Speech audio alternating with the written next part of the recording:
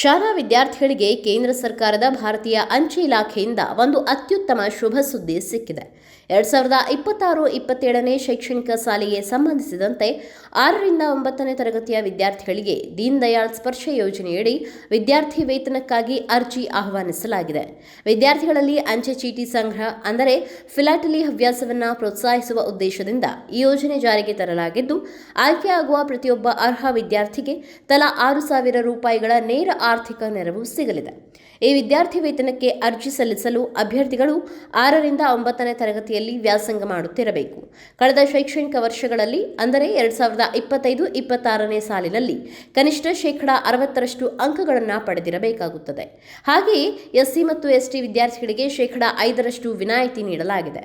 ಅರ್ಜಿ ಸಲ್ಲಿಸುವ ವಿದ್ಯಾರ್ಥಿಗಳು ತಮ್ಮ ಶಾಲೆಯಲ್ಲಿ ಫಿಲಾಟಲಿ ಕ್ಲಬ್ ಸದಸ್ಯರಾಗಿರಬೇಕು ಅಥವಾ ಶಾಲೆಯಲ್ಲಿ ಈ ಸೌಲಭ್ಯವಿಲ್ಲದಿದ್ದರೆ ವಿದ್ಯಾರ್ಥಿಯು ತಮ್ಮದೇ ಆದ ಸ್ವಂತ ಅಂಚೆ ಚೀಟಿ ಸಂಗ್ರಹ ಖಾತೆಯನ್ನು ಕಡ್ಡಾಯವಾಗಿ ಹೊಂದಿರಬೇಕಾಗುತ್ತದೆ. ಈ ಯೋಜನೆಯ ಆಯ್ಕೆ ಪ್ರಕ್ರಿಯೆಯು 2 ಹಂತಗಳಲ್ಲಿ ನಡೆಯಲಿದೆ.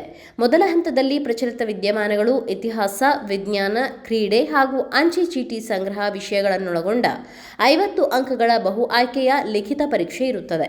ಇದರಲ್ಲಿ ಅರ್ಹತೆ ಪಡೆದ ವಿದ್ಯಾರ್ಥಿಗಳು 4ರಿಂದ 5 ಪುಟಗಳನ್ನು ಮೀರದಂತೆ ಗರಿಷ್ಠ 16 ಅಂಚೆ ಚೀಟಿಗಳು ಹಾಗೂ 500 ಪದಗಳನ್ನೊಳಗೊಂಡ ಮಾದರಿ ಪ್ರಾಜೆಕ್ಟ್ ಒಂದನ್ನು ತಯಾರಿಸಿ ಸಲ್ಲಿಸಬೇಕಾಗುತ್ತದೆ.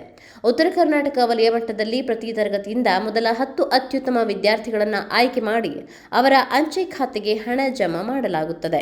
ಆಸಕ್ತ ಮತ್ತು ಅರ್ಹ ವಿದ್ಯಾರ್ಥಿಗಳು 2026ರ ಸೆಪ್ಟೆಂಬರ್ 10ರ ಒಳಗಾಗಿ ಅಗತ್ಯ ದಾಖಲೆಗಳೊಂದಿಗೆ ತಮ್ಮ ಅರ್ಜಿಗಳನ್ನು ಕಳುಹಿಸಬೇಕಾಗಿದೆ. 2025-26ನೇ ಸಾಲಿನ ಅಂಕಪಟ್ಟಿ, 2 ಪಾಸ್ಪೋರ್ಟ್ ಸೈಜ್ ಫೋಟೋಗಳು, ಮೊಬೈಲ್ ಸಂಖ್ಯೆ ಹಾಗೂ ಇಮೇಲ್ ವಿಳಾಸವನ್ನು ನಮೂದಿಸಿ application for stage 1 Deen Dayal Sparsh quiz competition ಎಂದು ಲಕೋಟೆಯ ಮೇಲೆ ಬರೆದು ಹಿರಿಯ ಅಂಚೆ ಅಧೀಕ್ಷಕರ ಕಾರ್ಯಾಲಯ, ಧಾರವಾಡ ವಿಭಾಗ, ಧಾರವಾಡ 580008 ಈ ವಿಳಾಸಕ್ಕೆ ಸ್ಪೀಡ್ ಪೋಸ್ಟ್ ಮೂಲಕ ಸಲ್ಲಿಸಬಹುದಾಗಿದೆ.